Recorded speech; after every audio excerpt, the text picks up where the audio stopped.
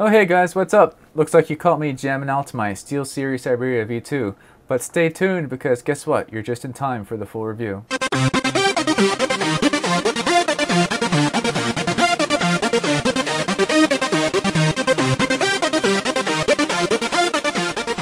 Hey everyone, glad you can make it. Vicious here, and it's time to do the full review of the SteelSeries Siberia V2 headset. So here's the box it came in. We already did the unboxing in a different video. I just want to remind you real quick that the one we're looking at today is the one that says it's compatible with the PlayStation 3. And if you look at the details, it also tells you it's compatible with Xbox 360, Mac, and PC. It's also the one that comes in black. The reason I want to mention that to you is because there are different models out there and different colors out there. And that's the first thing I'm going to do for the review, is kind of clarify that for you, because I found when I was looking up information on these, it was very confusing to find the differences between these models. And I'll explain that now. Basically, the SteelSeries Siberia V2 is only one headset. This is it right here. You can get it in different colors. I've seen it in red and in white, in addition to the black that I have here. But whether you get it for Xbox 360, PlayStation 3, or computer, this is the exact headset you will get. And what you have here is a short cable attached to it that has two 3.5mm male audio connections. And depending on the version you buy is only going to change the accessories that it comes with. Had this have been the PC only version, what would have been included in that box for me would have just been an extension cable for this. It would have had two female 3.5mm connections to plug into this, and then a couple of feet, 4, 5, 6 feet of cable that goes into two more of these, so that way you have enough cable length to get to the back of your computer where your audio jacks are. This short cable length here is sufficient enough for, say, a laptop or something, but definitely not long enough for like your PC, your tower, if it's far away from you. Now, in the particular version that I had ordered here, what it came with, this is RCA pass-through with a female connection, so that way you can connect it to the Xbox 360 or PlayStation 3's audio out, grab that audio and send it to the headset, and then still send the audio to your TV. It has this little male-to-male here. This is what's going to plug into the Xbox 360 controller to give you the voice chat. And then it has the USB connector here, which actually has a really long cable. And I'll show you the business side over here first. It's got the male connection to get your audio, and it's got a USB connection to get audio. The USB does work on PC as well, so you can use this with your PC. And here's the control side. This is where the headset will plug in. You've got one spot here for the microphone, one spot for the speakers. Then in the center is the connection for that little Xbox cable. On the front face here, you got a little sliding switch that you can go back and forth with to mute the microphone in case you need to cough, or you got someone yelling at you, or whatever you need to do to turn that microphone off in a hurry. You got an option to do that. On the side, you have two scroll wheels that give you volume control over the game and your voice. I really like this. This is a really neat feature. When you're using it for the PC, you're not going to have this option, but when you're using it for the console, you can control the game volume versus your chat volume independently, and that lets you get the right balance of volume so you can hear everyone talk. So I really like that feature. And then you got the line mix setting on the side here, which again is also a console only thing, so I didn't get to test that, but I used it with PC both directly with my DAC and everything, and then also with the USB adapter. I found that I like to use the USB adapter with it because it gives me the mute and the volume control on here instead of having to mess with it on my computer.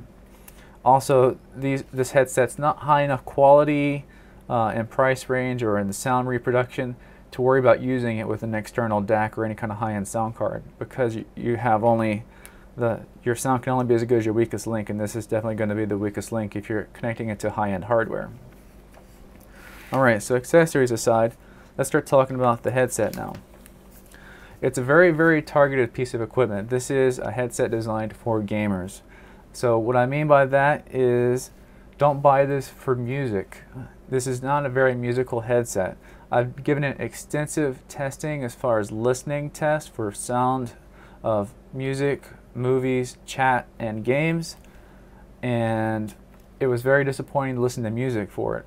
When it comes to the tones, I found that the high pitch, like your crash cymbals and other really high sibilant noises, were really rolled off, meaning they weren't as present as they should have been. Also, on the very, very low spectrum, the low bass, like electrical, like sine wave bass and stuff that you get in a lot of electronic music and stuff, is also not present.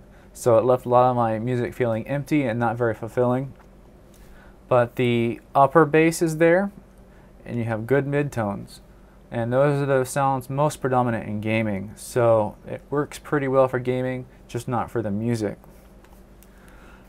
Build quality wise, they're built what I expect for something in this price range.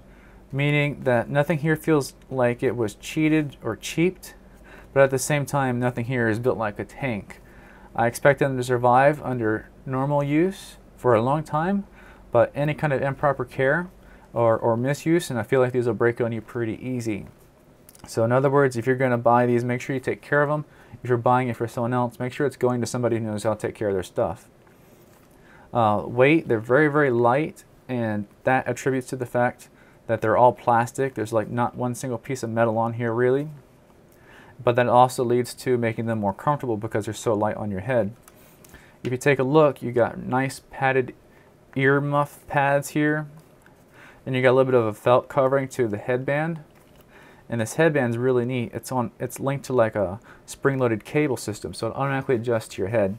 This is a neat feature. It kind of reminds me of my high-end Audio-Technica headphones with their auto-adjusting fit. So this means if more than one person is using them, then you don't have to worry about constantly readjusting your headphones to fit your head. And also, it just kind of always fits you with the proper amount of support.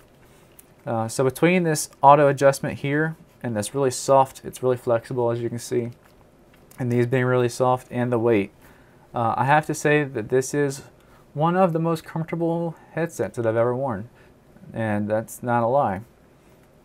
So we got the build quality covered, and we talked about the sound quality from the speakers. Let's talk about the microphone. As a headset, it has two main roles it has to fill: letting you hear stuff and let people hear you.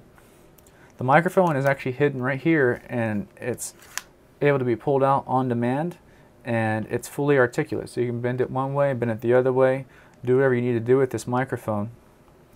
Because it's so articulate like this, you can bend it and place it right in front of your mouth where it needs to be. This gives you a very, very high signal to noise ratio, is what we call it.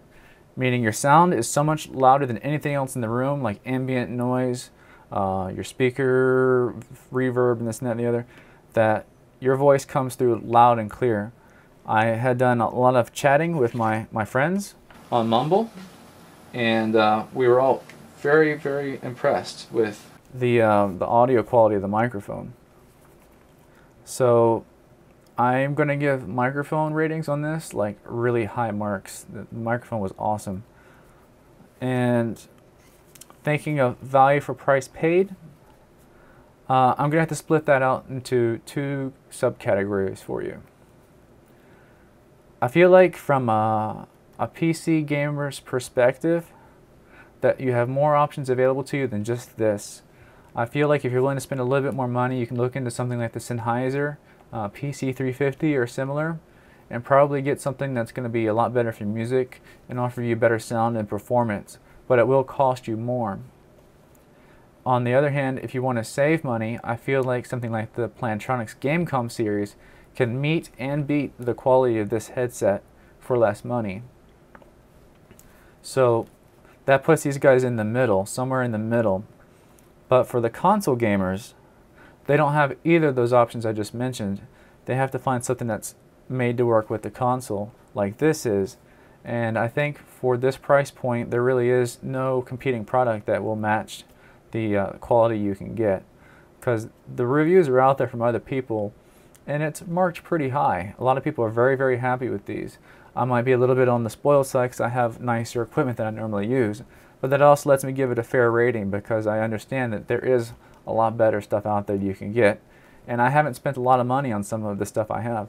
I mean, for comparison, right now, street price for these is about $80, you could go and buy, you know, a pair of high-end headphones for $100 easily that will just destroy these in sound quality. Of course, you'll be losing your microphone though. Headsets always tend to cost more than headphones of equivalent quality because you have to pay for the convenience of that built-in microphone. So, all in all, I can definitely recommend these to you guys. If comfort is a important thing to you, then these are comfortable. If price is important to you, they're pretty affordable, especially because they tend to go on sale a lot. It seems like I've seen them on sale for as low as $40. I'm not sure if they'll come around to that price point again, but that was at that price point at one point in time. And then sound for games is more than acceptable. Good positioning or hearing where things are if you're a competitive gamer.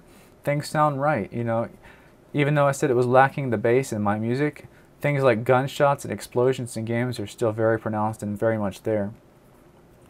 And the microphone was top grade for something this price point. I can't think of anything with a microphone this nice. So I think all it's a good package. And if you're interested in something like this, then I would recommend you go ahead and check it out. So hopefully I was able to answer all the questions you guys have about the Siberia V2. If you have any more questions, just go ahead and ask them in a post here on the YouTube video, and I'll be happy to answer you. I will go ahead and throw links in the description of the video so you can find the full specs on this headset as well as the current pricing. And for extras, I'll throw in the Plantronics and Sennheiser links as well. If you guys found the review useful, you can help me out by giving it a thumbs up, and that says thanks for the time and effort. And if you want to see more reviews coming from me soon, then go ahead and subscribe. So this is Vicious, and I'll see you guys later.